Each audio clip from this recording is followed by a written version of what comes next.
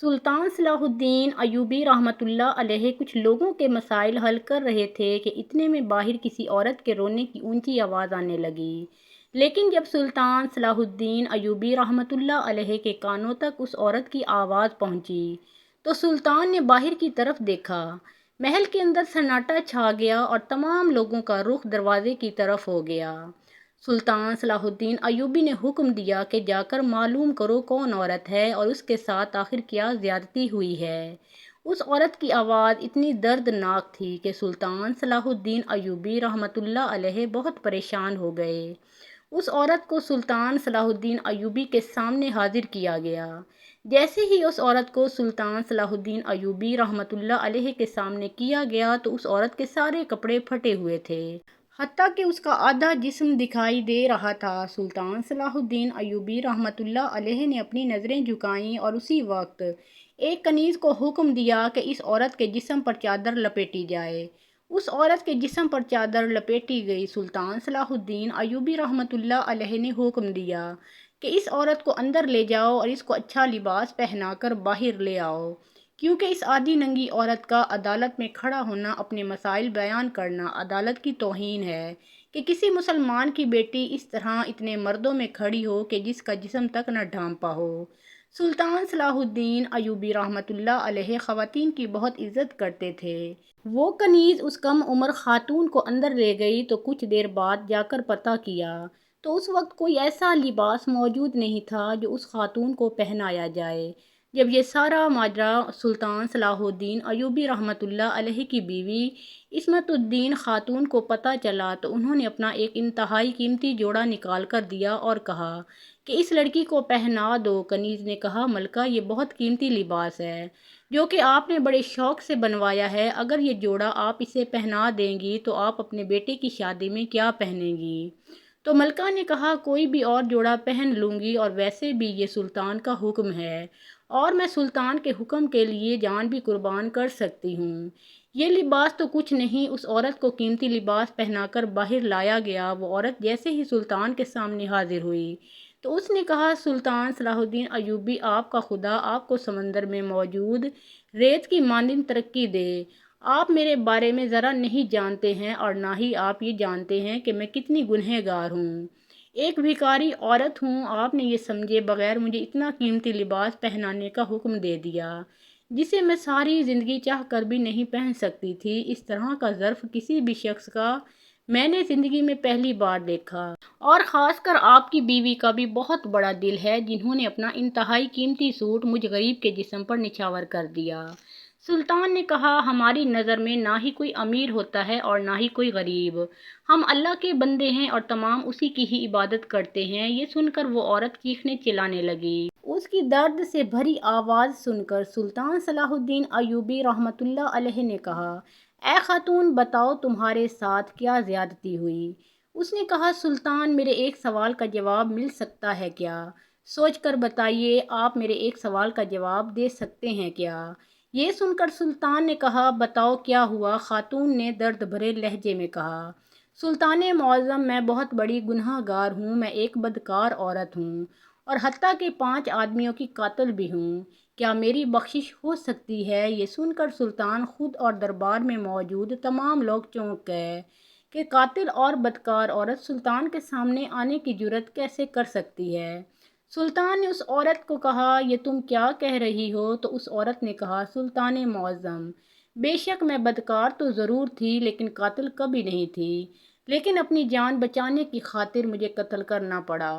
یہ سن کر سلطان صلاح الدین ایوبی رحمۃ اللہ علیہ نے کہا، تم اپنی بات تفصیل سے بتاؤ۔ تو اس نے کہا، سلطان معظم، میری شادی ایک مزدور سے ہوئی تو اللہ تعالیٰ نے ہمیں ایک بیٹا دیا۔ میرا بیٹا جب 2 سال کا ہوا تو میرا شوہر کسی حادثے میں زخمی ہو گیا، اور حتیٰ کہ اتنا زخمی ہوا کہ اب وہ کمانے کے قابل نہیں بچا۔ لہٰذا جب میں نے اپنے شوہر اور اپنے بچے کو بلکتا دیکھا تو مجھ سے رہا نہ گیا اور میں بھیک مانگنے کے لیے باہر نکل پڑی۔ لیکن میں جس کے پاس بھیک مانگنے کے لیے جاتی، بھیک دینے کے مطالبے میں وہ مجھ سے میرے جسم کا تقاضا کرتے۔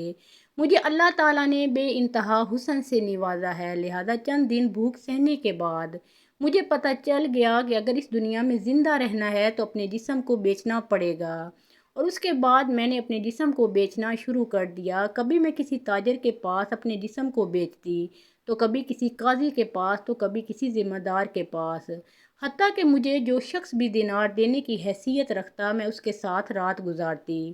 سلطان معظم، ایک دن مجھے ایک وڈیرے کی طرف سے پیغام ملا۔ اس نے مجھے اپنے ڈیرے پر بلایا اور کہا کہ فلاں ڈیرے پر آ جاؤ، تمہیں میرے ساتھ ایک رات گزارنے کے بدلے میں 1000 دینار اور 100 سونے کے سکے دیے جائیں گے، لہٰذا تم ایک رات کے لیے میرے ساتھ 100 سونے کے سکوں کے لیے تیار ہو جاؤ۔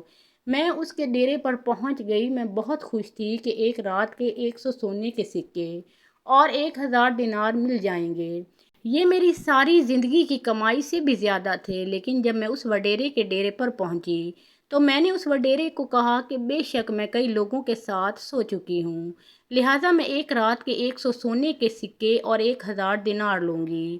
یہ سن کر اس نے کہا، تم ٹھیک کہہ رہی ہو۔ وہ وڈیرا مجھے ایک بڑی سی حویلی کے اندر لے گیا۔ اس حویلی کے اندر جب لے گیا، میں جیسے ہی اندر داخل ہوئی تو باقی اور 5 آدمی شراب میں دھت بیٹھے ہوئے تھے۔ میں نے وڈیرے سے کہا کہ یہ کون ہیں؟ تو اس نے کہا، یہ سب میرے دوست ہیں، ان کی میں نے دعوت کی ہے اور اسی لیے تو میں نے تمہیں بلایا ہے۔ اس ایک رات میں آپ نے ان تمام لوگوں کو اپنے جسم سے لطف اندوز کروانا ہے۔ میں نے اس وڈیرے کو کہا، تمہارا اور میرا مطالبہ صرف ایک تمہارے ساتھ ہوا تھا۔ ان 5 آدمیوں کے سامنے میں اپنا جسم نہیں پھیلا سکتی۔ اس وڈیرے نے کہا، 100 کی جگہ میں تجھے 500 سونے کے سکے دوں گا، تمہیں بس ان سب کو خوش کرنا پڑے گا۔ میں نے وڈیرے کی بات ماننے سے انکار کر دیا۔ میں نے اس کی بات کا انکار کیا تو مجھے پتہ چل گیا، اب یا تو مجھے اپنا جسم ان کے حوالے کرنا پڑے گا یا پھر میری جان جائے گی۔ میں نے اسی وقت خنجر نکالا اور لڑتے لڑتے میں نے ان 5 آدمیوں کو، جو کہ شراب کے نشے میں دھت تھے، خنجر سے ان کے گلے کاٹ دیے۔ کسی کو خنجر سینے میں لگا تو کسی کی گردن میں، اور وہ سب کے سب مر گئے۔ ایک کو خنجر تھوڑا گہرا نہیں لگا اور وہاں سے بھاگتے ہوئے اس نے خنجر میرے سینے میں کھونپ دیا، لیکن میں خوش قسمت تھی کہ اس نے جس جگہ خنجر مارا اس جگہ میرا دل نہیں تھا، بلکہ میرا دل قدرت کے بنائے گئے نظام کی وجہ سے دائیں طرف تھا۔ اگر میرا دل بائیں طرف ہوتا تو شاید میں بھی موقع پر ہی مر جاتی، لہٰذا مجھے زخم تو ضرور ملا لیکن میری جان بچ گئی۔ میں باہر نکلی تو ایک بزرگ چرواہا گزر رہا تھا۔ اس نے مجھے زخمی حالت میں دیکھا تو اس نے مجھے اپنے گدھے پر بٹھایا اور اپنے گھر لے گیا۔ اس نے میری دیکھ بھال کی اور میرے زخم کو داغا۔ اس نے میری بیٹیوں کی طرح خدمت کی اور چند دن گزارنے کے بعد میرے زخم میں بہت بہتری آئی۔ جاتے ہوئے اس چرواہے نے مجھے، جو کہ ایک بزرگ تھا، اس نے مجھے ایک چادر لپٹائی اور کہا، میرے پاس کسی خاتون کے کپڑے نہیں، کیونکہ میں ایک اکیلا بوڑھا بزرگ اس جھونپڑی میں رہتا ہوں، لہٰذا تم اس چادر کو لپیٹ کر گھر چلی جاؤ۔ سلطان معظم، میں وہ چادر لپیٹ کر تھوڑا سا باہر نکلی تو دیکھا کہ ایک اور بھکاری سردی سے بیٹھا ٹھٹک رہا تھا۔ میں نے وہ چادر بھی اس کے حوالے کر دی، لیکن میرے دل میں ابھی تک وہ تڑپ تھی۔ میں دل میں سوچ رہی تھی کہ اے میرے مالک، اگر خنجر میرے سینے میں میرے دل میں لگ جاتا تو میں تو مر جاتی، اور نہ ہی تو مجھے توبہ کا موقع ملتا، اور میرے پیچھے میرا بیٹا اور میرا شوہر بھوک سے مر جاتے۔ سلطان معظم، یہ خیالات مجھے پہلے اپنی زندگی میں کبھی نہیں آئے تھے۔ نہ جانے کیوں اس واقعہ کے بعد میرا دل بڑا بدل گیا تھا۔ میں دل ہی دل میں اللہ کا شکریہ ادا کر رہی تھی اور توبہ کر چکی تھی، لیکن میرے دل میں ایک سوال تھا کہ کیا اتنے بڑے گناہ گار کو اللہ تعالیٰ معاف کیسے کر سکتا ہے؟ اور اسی سوال کے لیے میں یہاں سے گزری تو مجھے پتہ چلا کہ سلطان صلاح الدین ایوبی، مسلمانوں کی اس سلطنت کے سردار، کھلی کچہری کے اندر موجود ہیں، اور میں دوڑتی ہوئی آپ کے پاس آ گئی۔ سلطان معظم، کیا آپ بتا سکتے ہیں مجھے معافی مل سکتی ہے؟ کیا میں ان گناہوں کی توبہ کر سکتی ہوں؟ یہ سن کر سلطان صلاح الدین ایوبی رحمۃ اللہ علیہ مسکرانے لگے۔ سلطان کی مسکراہٹ کو دیکھ کر دربار میں بیٹھے تمام لوگ حیران ہو گئے، اور یہ عورت بھی بہت زیادہ پریشان ہو گئی کہ میں نے ایسی کیا بات کر دی کہ سلطان نے مسکرانا شروع کر دیا ہے۔ اچانک تمام لوگوں اور اس عورت کو مخاطب کر کے سلطان صلاح الدین ایوبی نے کہا، اے خاتون، میں تمہیں ایک چھوٹا سا واقعہ سناتا ہوں۔ اس واقعے کو سننے کے بعد مجھے یقین ہے کہ تمہیں میری بات کی سمجھ آ جائے گی، اور تمہارے علاوہ بھی اس دربار میں جس شخص کے دل اور ذہن میں یہ خلش ہے کہ وہ بخشا جائے گا کہ نہیں، میں نے فلاں گناہ کیا، مجھ سے فلاں گناہ سرزد ہو گیا، وہ اس واقعہ کو دھیان سے سننے کے بعد خود ہی سمجھ جائے گا کہ وہ بخشا جا سکتا ہے یا نہیں، اللہ اسے معاف کرے گا یا نہیں، اس کی دنیا اور آخرت کیسی ہو سکتی ہے۔ اس واقعہ کو بغور سمجھنے کے بعد آپ اندازہ کر سکیں گے، اور مجھے امید ہے کہ ہر شخص کے ضمیر کی آواز وہ محسوس کر سکے گا۔ تمام لوگ سلطان صلاح الدین ایوبی کی طرف دیکھ رہے تھے۔ سلطان صلاح الدین ایوبی نے کہا، یہ آج سے تقریباً کوئی 20-25 سال پہلے کی بات ہے۔ اس وقت میں ایک مدرسے میں تعلیم حاصل کر رہا تھا۔ اسی شہر میں ایک عورت جو کہ بہت ہی خوبصورت اور حسین و جمیل تھی، اس عورت کو اللہ تعالیٰ نے بہت حسن سے نوازا تھا۔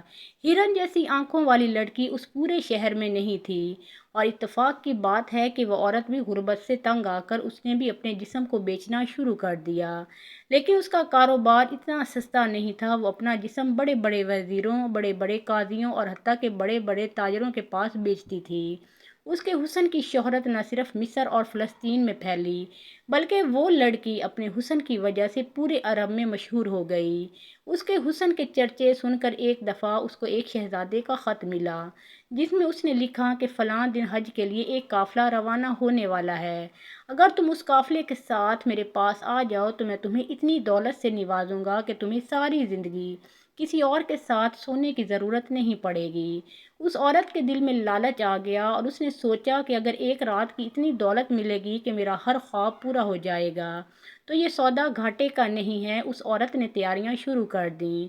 قافلے کے اندر ایک دو تاجر بھی موجود تھے، لیکن انہوں نے بھی تجارت کرنے کے بعد ہی اس حج کے لیے جانا تھا۔ اتنے بڑے قافلے میں صرف ایک ہی لڑکی تھی جو کہ اس شہزادے کے پاس فحاشیت کا کام کرنے جا رہی تھی۔ تمام لوگ راستے میں اللہم لبیک اللہم لبیک کہتے ہوئے خوشی خوشی کے ساتھ جا رہے تھے۔ کوئی کہہ رہا تھا کہ میں جا کر اپنے اللہ سے اپنے سارے گناہوں کی معافی مانگوں گا، تو کوئی کہہ رہا تھا میں اپنی بیٹی کے لیے اس کے اچھے نصیب کی دعا کرنے جا رہا ہوں، تو کسی کے منہ سے صرف یہ الفاظ نکل رہے تھے کہ یا اللہ میرے گناہوں کو بخش دے، میں نادم ہوں، میں شرمندہ ہوں، مجھے معاف کر دے، میری آخرت کو سنوار دے۔ سارے راستے میں اس قافلے کے اندر بس اسی عورت کی باتیں ہو رہی تھیں جو کہ اس کے دل پر لگتی رہیں۔ ایک طرف وہ سوچتی رہی کہ میں کس مقصد کے لیے جا رہی ہوں، اور دوسری طرف یہ لوگ کس مقصد کے لیے جا رہے ہیں۔ ان کی باتیں اس عورت کو بہت زیادہ متاثر کر رہی تھیں۔ اس خط میں اس شہزادے نے یہ لکھا کہ فلاں مقام پر میرے شاہ سوار موجود ہوں گے، وہ تمہیں اس قافلے سے لے کر سیدھا ایک حویلی میں لے جائیں گے۔ میں اس حویلی کے اندر ایک دن کے اندر پہنچ جاؤں گا، اور اس حویلی کے اندر ہی ہم اپنی رات رنگین کریں گے اور لطف اٹھائیں گے۔ قافلہ روانہ ہو گیا۔ چند دنوں کے بعد قافلہ اسی جگہ سے گزرا تو وہاں قیمتی لباس میں ملبوس 8 گھوڑوں پر شاہ سوار موجود تھے۔ انہوں نے لڑکی کو پہچان لیا اور اس لڑکی کو قافلے کے ساتھ اپنے گھوڑے پر سوار کر کے اس حویلی کے اندر لے گئے۔ وہ لڑکی جیسے حویلی کے اندر پہنچی، کمرے کے اندر شاہی بستر موجود تھا۔ اس کے ذہن میں لوگوں کی باتیں چل رہی تھیں، اور اتنا لمبا سفر کرنے کی وجہ سے وہ بہت زیادہ تھک چکی تھی۔ وہ بستر پر لیٹ گئی اور اسے نیند آ گئی۔ اس نے نیند میں دیکھا کہ اس کی بائیں طرف ایک آدمی اپنے ہاتھ میں چھڑی لیے کھڑا ہے، اور اس چھڑی سے روشنی ہی روشنی، نور ہی نور نکل رہا ہے، اور اس نور سے سارا کمرہ روشن ہو گیا۔ جب دوسری طرف وہ دیکھتی ہے تو اس کا جسم نابرداشت کرنے والی آگ میں جھلس رہا ہے۔ وہ خود کو آگ سے بچانے کی بہت کوشش کر رہی تھی۔ وہ دوڑتی ہے تو آگ اس کے پیچھے پیچھے چلتی ہے۔ اچانک وہ ایک گہری کھائی میں جا گرتی ہے، جہاں بڑے بڑے سانپ، بچھو وغیرہ اسے نظر آتے ہیں، تو وہ چیخنا چلانا شروع کر دیتی ہے۔ اچانک اسی دہشت کے ساتھ اپنے سارے جسم پر پسینے کو محسوس کرتی ہوئی اس کی آنکھ کھل گئی۔ وہ بہت پریشان ہو گئی اور اس کی دل کی دھڑکن تیز ہو گئی، اور اس نے اسی وقت اپنا قیمتی سامان اپنے ساتھ لیا اور باہر نکلی تو دیکھا کہ ایک حویلی کے پاس ایک اونٹ والا کھڑا تھا جو کہ ایک جگہ سے دوسری جگہ لے جانے کے لیے چند سونے کے سکے لیتا ہے۔ اس عورت نے اس کو کہا کہ تم مجھے مکہ مکرمہ پہنچا دو، میں تمہیں منہ مانگی قیمت دوں گی۔ مکہ مکرمہ حویلی سے 40 میل کے فاصلے پر تھا۔ اس اونٹ والے نے کہا اگر تمہیں مکہ مکرمہ پہنچنا ہے تو میں 2 گھوڑے لے کر آتا ہوں، گھوڑے پر ہم جلدی پہنچ جائیں گے۔ وہ چند ہی لمحوں کے بعد 2 گھوڑے لے کر پہنچ گیا۔ وہ عورت گھوڑے پر سوار ہوئی اور سیدھا مکہ مکرمہ جا کر پہنچ گئی، حج کے فرائض ادا کرنے لگی اور اسی دوران ہر لمحے اللہ سے ہاتھ اٹھا اٹھا کر معافیاں مانگنے لگی۔ کہنے لگی، اے میرے مالک، اے میرے رب، شکر ہے تو نے مجھے ایک سیدھے راستے پر ڈال دیا۔ اے میرے مالک، تو مجھے معاف فرما دے، میں نے تیرے دیے گئے قیمتی نعمت کو غلط کاموں میں لگا دیا اور دنیاوی دولت کے لیے میں نے اپنے جسم کو بیچنا شروع کر دیا۔ اے میرے مالک، مجھے معاف کر دے، میں غفلت میں ڈوب چکی تھی، مجھے دنیا کی رنگینی نے اپنی طرف مائل کر لیا تھا۔ مجھے تو خیال تک نہ تھا کہ میں نے اس دنیا کو چھوڑ کر جانا ہے، یہ میرا ہمیشہ کا ٹھکانہ نہیں ہے۔ اتفاقاً اسے حج کے دوران ہی مسلمانوں کے سلطان کا ایک سپہ سالار جمال ثانی مل گیا۔ سلطان کے سپہ سالار کو جب اس لڑکی نے دیکھا تو اس کے پاس گئی اور کہا، حضور آپ اور یہاں کیسے؟ سپہ سالار نے کہا، اے لڑکی، تم یہاں کیسے؟ تمہارا کام تو یہاں نہیں، کیونکہ یہ سالار اس عورت کو جانتا تھا، ان کی پہلے ملاقات ہو چکی تھی۔ وہ ملاقات یوں ہوئی تھی کہ ایک دفعہ سلطان کا یہ سپہ سالار پڑوسی بادشاہ کے ایک وزیر کو سلطان کا پیغام دینے کے لیے گیا تو اس وقت یہی لڑکی وزیر کے کمرے میں اس کے ساتھ سونے کے لیے جا رہی تھی۔ سلطان کے سپہ سالار نے اسے منع کیا تھا کہ تم یہ کام چھوڑ دو، ایک مسلمان ہو کر یہ تم غلط کام کر رہی ہو۔ یہ کسی بھی مسلمان عورت کو زیب نہیں دیتا، تم چند سونے کے سکوں کی خاطر یا دیناروں کی خاطر اپنا جسم بیچ رہی ہو۔ تم نہ صرف اپنا بلکہ مسلمان عورتوں کے لیے باعث شرمندگی کا باعث ہو۔ لیکن اس نے اس وقت سلطان کے سپہ سالار کو جھڑک کر وہاں سے چلی گئی، لہٰذا سپہ سالار اسے مکہ مکرمہ میں دیکھ کر حیران ہو گیا۔ اس لڑکی نے سپہ سالار کو بتایا کہ اللہ تعالیٰ نے مجھے توبہ کرنے کی توفیق عطا فرما دی۔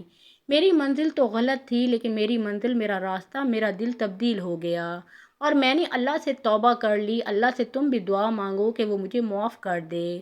سپہ سالار نے کہا، بے شک وہ بڑا غفور و رحیم ہے، وہ تمہیں ضرور معاف کر دے گا۔ جمال ثانی نے کہا کہ تمہیں معاف کرنے کے لیے یہی سب سے بڑی نشانی ہے کہ اللہ تعالیٰ نے تمہارا دل بدل دیا اور تمہیں اپنے گھر مہمان بن کر بلایا، اور یہ ہر کسی کے نصیب میں نہیں ہوتا۔ یہ سنتے ہی یہ عورت زار و قطار رونے لگی، کبھی یہ خدا کی شان کو دیکھتی اور کبھی اپنی زندگی میں کیے گئے کرتوتوں کو۔ جمال ثانی نے اسے حوصلہ دیا، پھر ان دونوں نے اکٹھے حج ادا کیا، اور جب حج کی واپسی پر قافلہ تیار ہونے لگا تو اس لڑکی نے سپہ سالار کو کہا، میرے ساتھ اور کوئی نہیں، لہٰذا میں اس قافلے کے ساتھ چلنا چاہوں گی۔ تو سپہ سالار نے کہا، بے شک تم میرے ساتھ چلو، لیکن یہ حاجیوں کا قافلہ ہے اور میں ایک سپہ سالار ہوں، میرے ساتھ اگر قافلے والے نامحرم لڑکی کو دیکھیں گے تو وہ مجھے کیا کہیں گے، لہٰذا تم میرے ساتھ نکاح کر لو، میں تمہیں اپنے ساتھ لے جانے کے لیے تیار ہوں۔ اس لڑکی نے سلطان کے سپہ سالار سے نکاح کر لیا اور اس کے بعد وہ سپہ سالار کی بیوی بن گئی۔ وقت آنے کے بعد وہی سپہ سالار کی بیوی اپنے شوہر کے ساتھ لڑتے ہوئے دونوں شہید ہو گئے۔ سلطان صلاح الدین ایوبی رحمۃ اللہ علیہ نے مجمع کو مخاطب کر کے کہا کہ آپ لوگ دیکھیں کہ ایک عورت جس کی ہر رات کسی نہ کسی نامحرم مرد کے ساتھ بستر غلاظت پر گزرتی تھی، وہ ایک شہید سپہ سالار کی بیوی بن کر گئی، اور اگر اللہ تعالیٰ اس کو معاف نہ کرتا تو وہ کبھی بھی شہید نہ ہوتی، نہ خدا اس کا دل بدلتا اور نہ اپنے گھر میں اس سے بلاتا۔ یہ واقعہ سن کر وہ لڑکی زار و قطار رونے لگی، حتیٰ کہ اس کی ہچکی بندھ گئی۔ اپنے دل کی بھڑاس نکالنے کے بعد اس عورت نے کہا، سلطان معظم، آپ بھی اللہ سے دعا کرنا کہ وہ مجھے معاف کر دے۔ اتنے میں ایک سلطان کا وزیر بول اٹھا اور کہا، حضور، اس لڑکی نے 5 آدمیوں کا قتل کیا، آپ اسے ایسے جانے دیں گے؟ تو سلطان صلاح الدین ایوبی نے فرمایا، اے وزیر، یہ بات تم بھی جانتے ہو کہ اس لڑکی نے ان مردوں پر اس وقت حملہ کیا جب اس کو اپنی جان کا خطرہ تھا، اور اپنی جان بچانے کے بدلے میں اگر حملہ آور کو قتل کیا جائے تو اس کے بدلے میں کوئی قصاص نہیں ہوتا، لہٰذا اس عورت پر کوئی قصاص یا گناہ نہیں، اس لیے اس عورت کو بغیر کوئی سزا سنائے سلطان صلاح الدین ایوبی رحمۃ اللہ علیہ نے عدالت سے رخصت کر دیا۔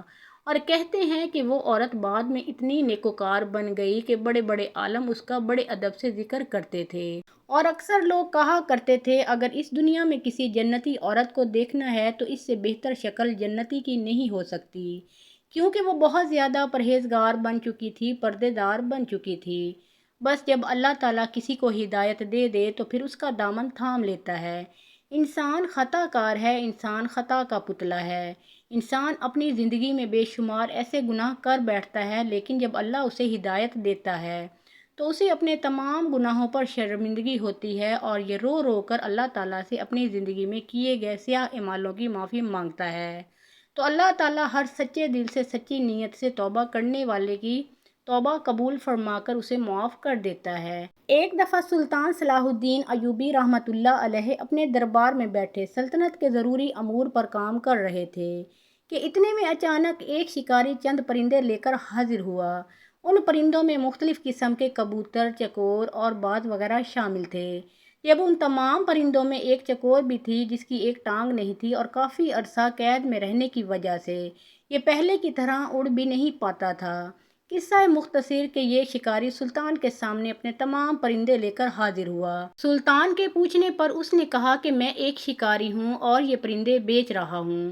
اگر ان میں سے آپ کوئی پرندہ پسند کریں یا آپ کا کوئی وزیر و مشیر خریدنا چاہے تو میں انہیں بیچنے کے لیے تیار ہوں۔ سلطان صلاح الدین ایوبی رحمۃ اللہ علیہ نے جب اس شکاری کے تمام پرندوں پر نظر ماری تو آپ نے ایک چکور کو دیکھا جس کی ایک ٹانگ نہیں تھی۔ سلطان صلاح الدین ایوبی نے مختلف پرندوں کے دام معلوم کیے اور آخر میں اس چکور کی قیمت پوچھی جس کی ایک ٹانگ نہیں تھی۔ شکاری نے اس چکور کی قیمت تمام پرندوں سے زیادہ بتائی۔ سلطان صلاح الدین ایوبی رحمۃ اللہ علیہ شکاری کے یہ الفاظ سن کر حیران ہوئے اور کہا کہ تمہارے پاس اتنے مہنگے اور بڑے پرندے ہیں جبکہ ان کی قیمت اور ان کے دام اس لنگڑے چکور سے کم ہیں، اور اس چکور کی ایک ٹانگ بھی نہیں جبکہ اس کے دام تم نے سب پرندوں سے زیادہ بتائے ہیں۔ اس کی کیا وجہ؟ میں حیران بھی ہوں اور تمہاری اس بات کا مطلب نہیں سمجھا۔ حالانکہ اس چکور جس کی ایک ٹانگ نہیں، اس کے دام تو باقی تمام پرندوں سے کم ہونے چاہیے، پھر یہ اتنا مہنگا کیوں ہے؟ اس شکاری شخص نے مسکراتے ہوئے جواب دیا، جناب یہ کوئی معمولی چکور نہیں ہے۔ جب میں شکار پر جاتا ہوں تو ایک ٹانگ والے چکور کو وہاں قریب باندھ دیتا ہوں اور یہ عجیب سی آوازیں نکال کر باقی چکوروں کو اپنے پاس بلاتا ہے جس سے ہمیں شکار کرنے میں آسانی ہوتی ہے، اور اسی چکور کی وجہ سے میں بہت زیادہ چکوریں پکڑتا ہوں جس سے مجھے اچھا خاصا منافع حاصل ہوتا ہے۔ اگر یہ چکور میرے پاس نہ ہو تو میں اتنی زیادہ چکوریں پکڑنے میں کامیاب نہیں ہو سکتا، اس لیے اس کے دام باقی تمام پرندوں سے سب سے زیادہ ہیں۔ خیر سلطان معظم، آپ نے اس کا کیا کرنا؟ آپ کے سامنے اتنے بڑے بڑے پرندے ہیں، آپ ان میں سے کوئی خرید سکتے ہیں۔ سلطان صلاح الدین ایوبی رحمۃ اللہ علیہ نے اس شخص کو چکور کی منہ مانگی قیمت ادا کرنے کے بعد اس لنگڑے چکور کو خرید لیا۔ سودا ہو گیا، شکاری نے دام لیے، اپنی جیب میں ڈال لیے۔ سلطان صلاح الدین ایوبی رحمۃ اللہ علیہ نے فوری اس چکور کو خرید کر اس کی گردن تن سے جدا کر دی۔ اس پر دربار میں موجود تمام وزیر و مشیر حیران رہ گئے کہ سلطان نے اتنے مہنگے داموں اس چکور کو خریدا اور فوری اس کو مار دیا۔ سب کے ذہنوں میں یہی سوال گردش کر رہا تھا، حتیٰ کہ اس شکاری شخص نے بڑے حیران ہو کر پوچھا، حضور آپ نے اتنی قیمت ادا کرنے کے بعد اسے کیوں مار دیا؟ اگر اسے آپ نے مارنا ہی تھا تو آپ نے خریدا کیوں؟ آپ اس پرندے کو خریدتے جس سے آپ شوق سے پالتے، یہ تو کسی کام آپ کے نہ آ سکا۔ تو سلطان صلاح الدین ایوبی رحمۃ اللہ علیہ نے تمام لوگوں، خاص کر اس شکاری کو مخاطب کرتے ہوئے تاریخی جملے کہے اور کہا کہ جو دوسروں کے ساتھ مل کر اپنوں کے ساتھ منافقت اور ان کی عزت نفس مجروح کرتا ہے اس کا یہی انجام ہونا چاہیے۔ سلطان کے یہ الفاظ سن کر نہ کہ صرف یہ شکاری، تمام وزیر و مشیر، سپاہی حیران رہ گئے کہ اگر آپ کا دوست ناراض ہو کر یا ذاتی مفادات کی خاطر یا کسی بھی وجہ سے آپ کے دشمنوں سے مل جائے تو دشمن کو چھوڑ دو، پہلے اس دوست کو مارو جو دشمن کی صف میں جا کر آپ کے خلاف کھڑا ہو گیا، کیونکہ جب آپ کا یہ دوست دشمن کی صف میں کھڑا ہوا تو یہ آپ کے لیے اس پہلے والے دشمن سے زیادہ خطرناک ثابت ہوگا، کیونکہ یہ دشمن کی نسبت آپ کے متعلق بہت کچھ جانتا تھا۔ کیونکہ یہ آپ کا دوست تھا اس لیے آپ کے راز و نیاز یا دکھتی رگوں کا علم رکھتا ہے، اس لیے سب سے پہلے اس دوست نما دشمن کو قتل کرنا واجب ہے۔